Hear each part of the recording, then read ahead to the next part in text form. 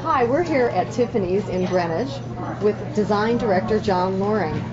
Now, John, thank you so much for coming in today and talking with us a little bit about Leslie, Tiffany's style. It's wonderful to have this opportunity to talk about it. Well, I'll tell you, the store is beautiful. Everyone's enthused about having it here. And now that I've got you here, I want to ask you a question. I know that Tiffany's history of award-winning jewelry dates back to the 1800s. Can you give us a little bit of, I know you weren't there, but tell us a little bit about the history. I've been here so long, I think I was like there. It actually, our first award for jewelry was in 1878, only 2 years after this country was 100 years old. At the Paris Exposition, we won a gold medal for jewelry. And actually, interesting story, for very modest jewelry, we showed old gold jewelry, or all gold. It was old, it's old now. Old and all. Old and all.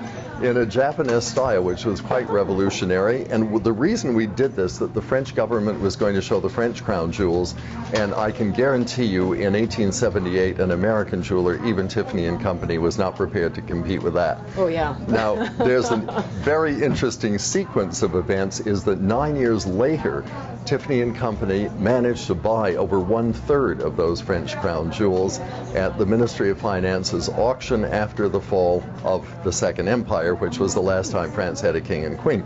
Well, they had an emperor and empress, actually, and those jewels were sold.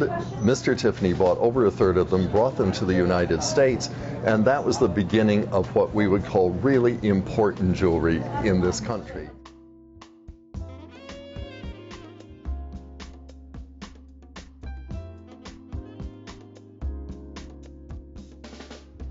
John, I'd like to talk about those pieces of jewelry that a woman can't live without.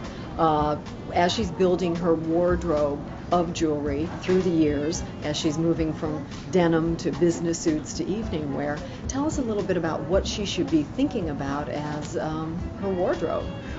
She should be thinking about basics. You know, she should be using the old adage, when you don't know what to do yet, go back to basics. And in jewelry, of course, basics can be pretty glamorous. Those can include a pair of diamond stud earrings, which could be small or not quite so small. And obviously, pearl stud earrings are a wonderful basic to have. And of course, a string of pearls. This does not have to be a string of 14-millimeter Tahitian pearls. This can be something a little more modern, starting basically. And of course, she's going to want a lined bracelet, and she's going to want a simple, brooch, a line brooch, a circle pin, things like this that are always going to serve their purpose in her life and are going to mix with other jewels. And I think that's where every woman wants to begin. And there's something wonderful I find these days that Italian ladies do at parties in the summer. They appear in blue jeans with white t-shirts and a beautiful string of pearls on. Oh, I like that. And it is so glamorous. So you see, that's a good way to start off with a basic of building your wardrobe. If you're still in blue jeans and t-shirts, a good string of Tiffany pearls won't really hurt the effect. That's a great idea.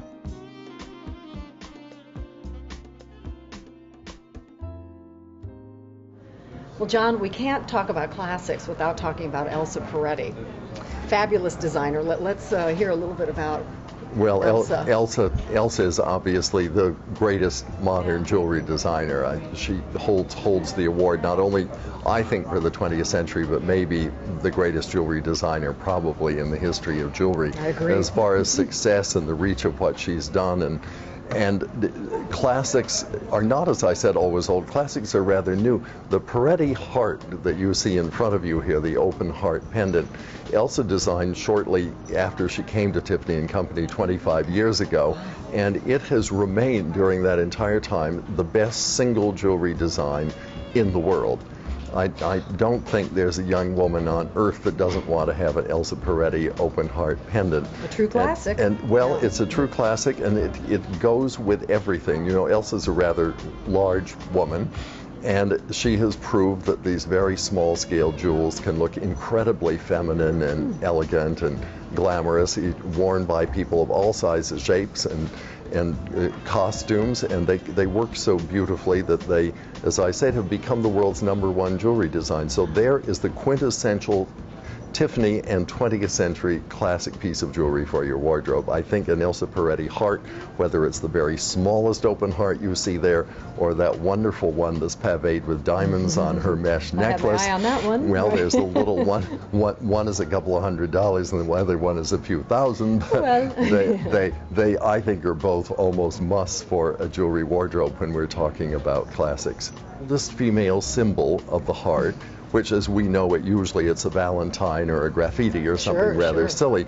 And she made it feminine and sensual and created the open heart, which stands up, look, even in the tiniest size. And what a beautiful jewel that is. And of course, it translates into more important pieces, the larger one you see here, or of course, the wonderful diamond pave heart on the mesh chain. But what a brilliant idea to take this symbol that everyone has seen for thousands of years, and no one has thought of doing anything with it.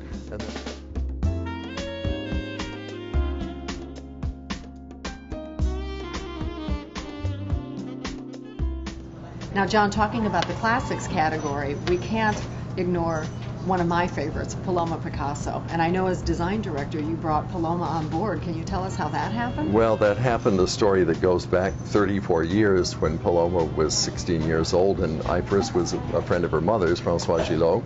And as Paloma grew up, she wanted to be more and more friends, and she was more and more interested in jewelry. And just at the time her best friend became the design director of Tiffany and Company, she was ready to go to work. So I think we did the obvious. How convenient. How convenient. And she, of course, as I said, has an incredible sense of style and had an approach to jewelry and to modern classics in jewelry completely different than Elsa. You see, Elsa took symbols. She took the heart and the eternal circle and a teardrop or signs of the zodiac, and she turned these into these very sculptural and sensual jewels, whereas Paloma took another approach. She took basic human markings. You see, at Tiffany, we're very much designing on the principle of go back to basics and build from basics. And so Paloma went back to the absolute basics of drawing, which of course are crossing two lines. And she did the Picasso X, which after the Peretti heart has probably turned out to be the best known modern classic of the jewelry industry. Here we have some of them in sterling silver, which are tremendously popular with the young, as you can imagine. They come in gold and golden diamonds, and they have jewels hanging from them. And they have translated themselves into even a Love and Kisses pin, which Paloma, although she was French, was very amused as a child by the American habit of putting XXX000 ahead of her name, and it turned out to be a great jewelry design. Now, who would have thought of that? How many times have you put that on a postcard? Who thought that would become a classic of the jewelry industry?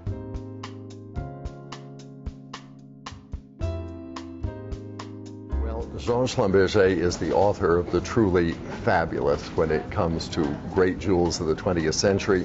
He started off in Paris in the late 1930s with Elsa Schiaparelli, the great fashion designer, and between the two of them they invented fashion jewelry. And fashion jewelry came to be made of more and more precious stones till it ended up at Tiffany and Company, where he has, in his collections, have been exclusive since the mid-1950s. And he's made so many great modern classics associated with extraordinary figures of the 20th century. And for instance, this wonderful red enameled bracelet, these come in many colors and were worn by Jacqueline Kennedy and have become known popularly in the jewelry industry for that as the Jackie bracelets. Okay. She also was very fond of wearing a pair of these earrings called, rather humbly, the banana earrings, but hers were in white enamel rather than green.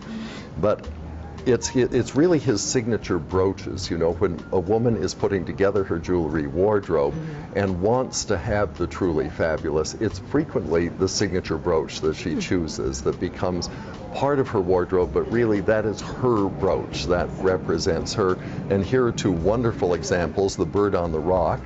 This was a design that he made actually to sit on top of the Tiffany diamond. I guess that has to do something with killing one stone with one bird, or That's some rock.